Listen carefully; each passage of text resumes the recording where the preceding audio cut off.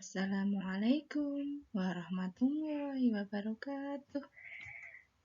Bersama lagi dengan Bu Siti Maisarah dari SMK Nurul Mustafa Boarding School Demak. Mata pelajaran Pendidikan Agama Islam dan Budi Pekerti, kelas 12 semester Gasal.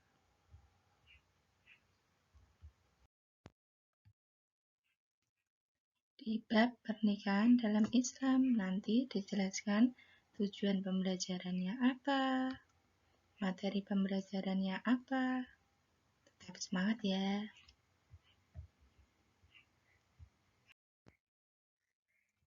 Di sini tujuan pembelajarannya. Setelah menggali informasi dan melakukan diskusi, peserta didik diharapkan mampu. Yang pertama, meyakini kebenaran ketentuan pelaksanaan pernikahan berdasarkan syariat Islam dengan sepenuh hati.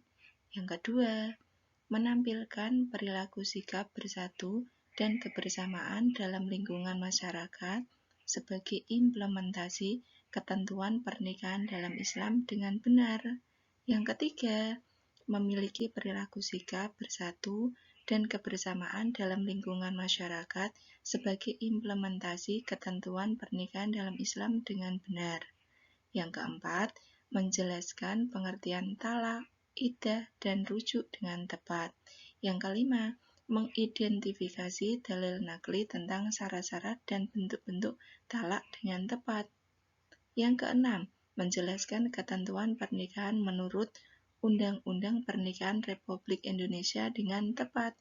Yang ketujuh, menganalisis ketentuan talak, iddah, dan cerai dengan tepat. Yang kedelapan, menganalisis ketentuan pelaksanaan pernikahan berdasarkan syariat Islam dengan tepat. Yang kesembilan, mengevaluasi ketentuan pelaksanaan pernikahan berdasarkan syariat Islam dengan tepat juga. Yang terakhir, yang ke-10, menyajikan paparan tentang ketentuan pelaksanaan pernikahan berdasarkan syariat Islam dengan percaya diri. Di situ tujuan pembelajarannya untuk bab ini ya. Untuk materi pembelajarannya di sini kalian nanti akan membahas tentang talak, iddah, rujuk, dan perkawinan menurut Undang-Undang Republik Indonesia.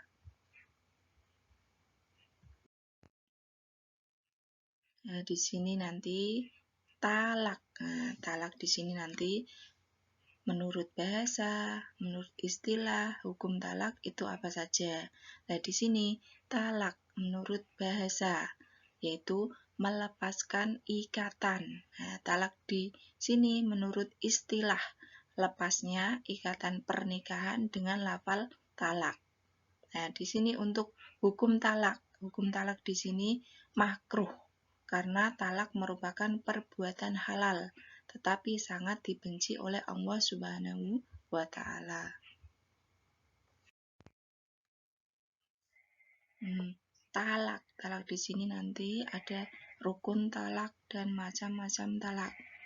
Untuk rukun talak di sini, yang pertama, yang menjatuhkan talak adalah suami ya.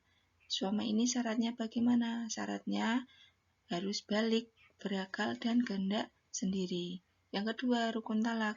Yang dijatuhi talak adalah istrinya. Yang ketiga, rukun talak.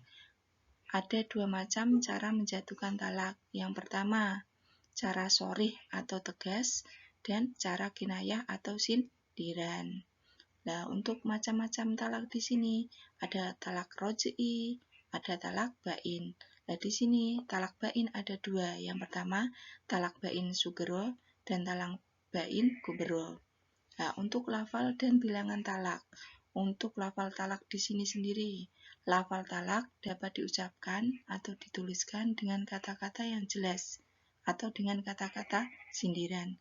Untuk bilangan talak di sini yang pertama, bilangan talak maksimal 3 kali. talak 1 dan talak 2 masih boleh rujuk atau kembali sebelum habis masa iddahnya, dan apabila masa iddahnya telah habis, harus dilakukan akad nikah lagi. Nah, untuk bilangan talak yang kedua, pada talak 3, suami tidak boleh rujuk dan tidak boleh nikah lagi sebelum istrinya itu menikah dengan laki-laki lain dan sudah digauli serta telah ditalak oleh suami keduanya itu. Nah, di sini macam-macam talak. Nah, macam-macam talak ada 2, talak roj'i dan talak bain. Di sini talak roj'i, talak ketika suami boleh rujuk tanpa harus dengan akad nikah lagi. Talak roj'i ini dijatuhkan suami kepada istrinya untuk pertama kalinya atau kedua kalinya, dan suami boleh rujuk kepada istri yang telah ditalaknya selama masih dalam masa iddah. Nah, di situ untuk talak roj'i. Nah, untuk talak bain di sini ada 2, talak bain sugro dan talak bain kubro. Nah, di sini untuk talak bain sugro, talak yang dijatuhkan kepada istri yang belum dicampuri, dan talak khulu atau karena permintaan istri. Suami istri boleh rujuk dengan cara akad nikah lagi, baik masih dalam masa iddah maupun sudah habis masa iddahnya. Untuk talak bain kubro di sini, talak yang dijatuhkan suami sebanyak 3 kali atau talak 3 dalam waktu yang berbeda. Dalam talak ini suami tidak boleh rujuk atau menikah dengan bekas istri kecuali dengan syarat. Yang pertama, bekas istri telah menikah lagi dengan laki-laki lain. Yang kedua, bekas istri telah dicampuri oleh suami yang baru. Yang ketiga, bekas istri telah dicerai oleh suami yang baru. Yang keempat, bekas istri telah selesai masa iddahnya setelah dicerai suami yang baru. Untuk alasan jatuh talak di sini ada ilak, ada lian, ada zihar, ada huluk, ada fasak, dan hadanah.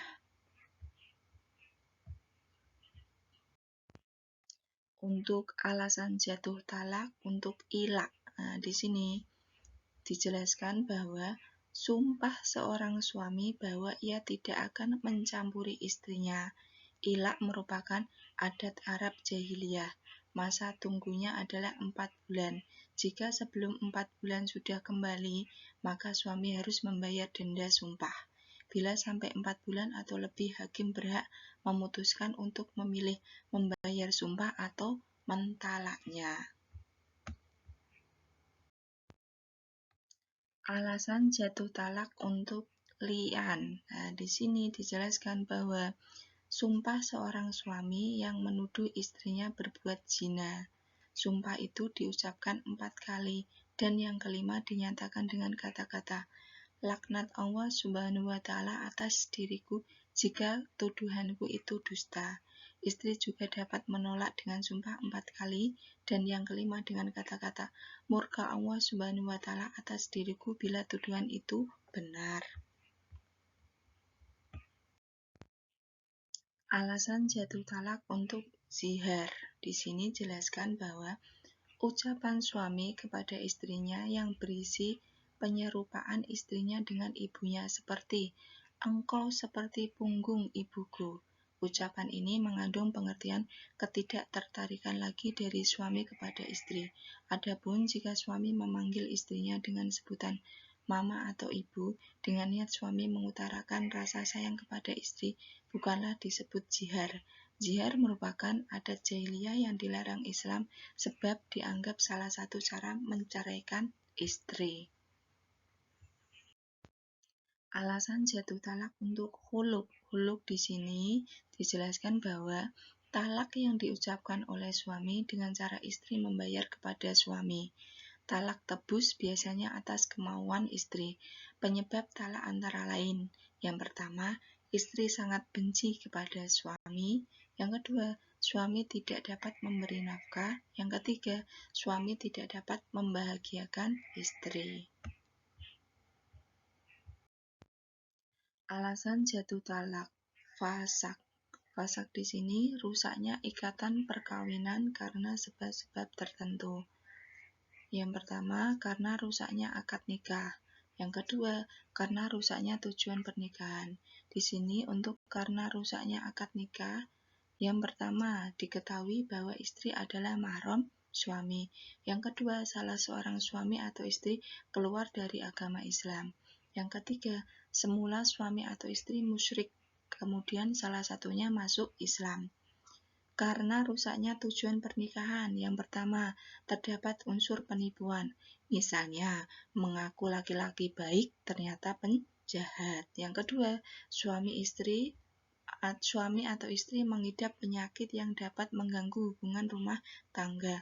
Yang ketiga, suami dinyatakan hilang. Yang keempat, suami dihukum penjara 5 tahun atau lebih. Alasan jatuh talak karena hadanah di sini. Hadanah di sini mengasuh dan mendidik anak yang masih kecil. Jika suami atau istri bercerai, yang berhak mengasuh anaknya adalah yang pertama, ketika masih kecil adalah ibunya dan biaya tanggungan ayahnya. Yang kedua, jika si ibu telah menikah lagi, hak mengasuh anak adalah ayahnya. Iddah. Iddah di sini menurut bahasa dan istilah. Iddah menurut bahasa, ketentuan bilangan. Nah, iddah menurut istilah, iddah ialah masa menunggu bagi seorang wanita yang sudah dicerai suaminya sebelum ia menikah dengan laki-laki lain. Masa iddah dimaksudkan untuk memberi kesempatan kepada bekas suaminya apakah dia akan rujuk atau tidak. Lamanya masa iddah. Nah, di sini yang pertama, wanita yang sedang hamil, masa iddahnya sampai melahirkan anaknya. Yang kedua, wanita yang tidak hamil, sedang ia ditinggal mati suaminya, maka masa iddahnya 4 bulan 10 hari. Yang ketiga, wanita yang dicerai suaminya, sedang ia dalam keadaan haid, maka masa iddahnya 3 kali huruk atau 3 kali suci. Yang keempat, wanita yang tidak haid atau belum haid, masa iddahnya selama 3 bulan. Yang kelima, wanita yang dicerai sebelum dicampuri suaminya, maka baginya tidak ada masa iddah. Hak perempuan dalam masa iddah. Yang pertama, perempuan yang taat dalam iddah roj'iyah atau dapat rujuk berhak mendapat pemberian dari suami yang mentalaknya berupa tempat tinggal, pakaian, uang belanja. Sementara itu, wanita yang durhaka tidak berhak menerima apa-apa. Yang kedua, wanita dalam iddah bain atau iddah talak 3 atau huluk hanya berhak atas tempat tinggal saja. Yang ketiga, wanita dalam iddah wafat tidak memiliki hak apapun, tapi ia dan anaknya berhak mendapat harta waris suaminya. Rujuk. Rujuk di sini menurut bahasa dan istilah. Rujuk menurut bahasa, yang artinya kembali. Rujuk menurut istilah di sini, kembalinya suami istri pada ikatan perkawinan setelah terjadi talak roj'i dan masih dalam masa iddah. Dasar hukum rujuk adalah Quran Surat Al-Baqarah ayat 229 yang artinya sebagai berikut. Dan suami-suaminya berhak merujukinya dalam masa menanti itu, jika mereka atau para suami menghendaki rujuk.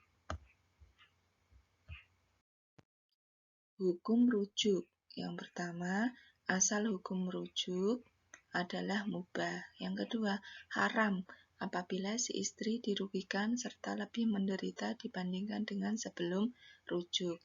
Yang ketiga, makruh bila diketahui meneruskan perceraian lebih bermanfaat. Yang keempat, sunat bila diketahui rujuk lebih bermanfaat dibandingkan meneruskan perceraian. Yang kelima, wajib khusus bagi laki-laki jika ditakutkan tidak dapat menahan hawa nafsunya, sedangkan dia masih memiliki hak rujuk dalam masa iddah istri. Rukun rujuk. Yang pertama, istri dengan syarat pernah digauli, talaknya talak roj'i dan masih dalam masa iddah. Yang kedua, suami dengan syarat Islam, berakal, sehat, dan tidak terpaksa. Yang ketiga, sigot, lafal rujuk. Yang keempat, saksi, yaitu 2 orang laki-laki yang adil.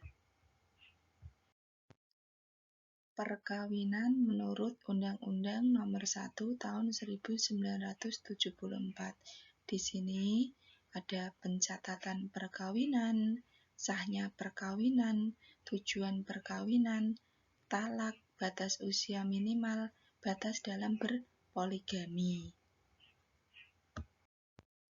Perkawinan menurut Undang-Undang Nomor 1 Tahun 1974 tentang pencatatan perkawinan. Dalam pasal 2 ayat 2 dinyatakan bahwa tiap-tiap perkawinan dicatat menurut peraturan perundang-undangan yang berlaku. Ketentuan tentang pelaksanaan pencatatan perkawinan ini tercantum dalam PP Nomor 9 Tahun 1975 Bab 2 Pasal 2 sampai 9. Perkawinan menurut Undang-Undang Nomor 1 Tahun 1974, sahnya perkawinan. Dalam pasal 2 ayat 1 ditegaskan bahwa perkawinan adalah sah apabila dilakukan menurut hukum masing-masing agamanya dan kepercayaannya itu.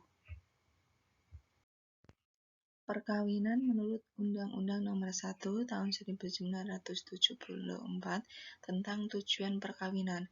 Dalam bab 1, pasal 1 dijelaskan bahwa tujuan perkawinan adalah untuk membentuk keluarga atau rumah tangga yang bahagia dan kekal berdasarkan ketuhanan yang Maha Esa. Perkawinan menurut Undang-Undang Nomor 1 Tahun 1974 tentang talak. Dalam bab 8 pasal 29 ayat 1 dijelaskan bahwa perceraian hanya dapat dilakukan di depan sidang pengadilan setelah pengadilan yang bersangkutan berusaha dan tidak berhasil mendamaikan kedua belah pihak. Perkawinan menurut Undang-Undang Nomor 1 Tahun 1974 tentang batas usia minimal. Batas usia minimal perkawinan perempuan disamakan dengan usia minimal laki-laki, yaitu 19 tahun. Perkawinan menurut Undang-Undang Nomor 1 Tahun 1974 tentang batasan dalam berpoligami. Di sini, dalam pasal 3 ayat 1 dijelaskan bahwa pada dasarnya dalam suatu perkawinan seorang pria hanya boleh mempunyai seorang istri, seorang wanita hanya boleh mempunyai seorang suami. Yang kedua, dalam pasal 4 dan 5 ditegaskan bahwa dalam hal seorang suami akan beristri lebih dari seorang, ia wajib mengajukan permohonan kepada pengadilan di daerah tempat tinggalnya. Yang ketiga, pengadilan hanya memberi izin berpoligami apabila yang pertama, istri tidak dapat menjalankan kewajibannya sebagai istri. Kedua, istri mendapat cacat badan atau penyakit yang tidak bisa disembuhkan. Yang ketiga, istri tidak dapat melahirkan keturunan. Yang keempat, adanya persetujuan dari istri. Yang kelima, adanya kepastian bahwa suami mampu menjamin keperluan hidup istri-istri dan anak-anak mereka. Di sini tentang fenomena-fenomena seputar pernikahan dalam Islam. Nah, dalam sebuah biduk rumah tangga, kadangkala terjadi konflik antara suami dan istri. Konflik tersebut dapat memicu terjadinya talak, rujuk, dan masa iddah. Nah, nanti kalian bisa jelaskan keterkaitan antara ketiganya setelah tadi dapat materi tentang talak, iddah, dan rujuk. Terima kasih.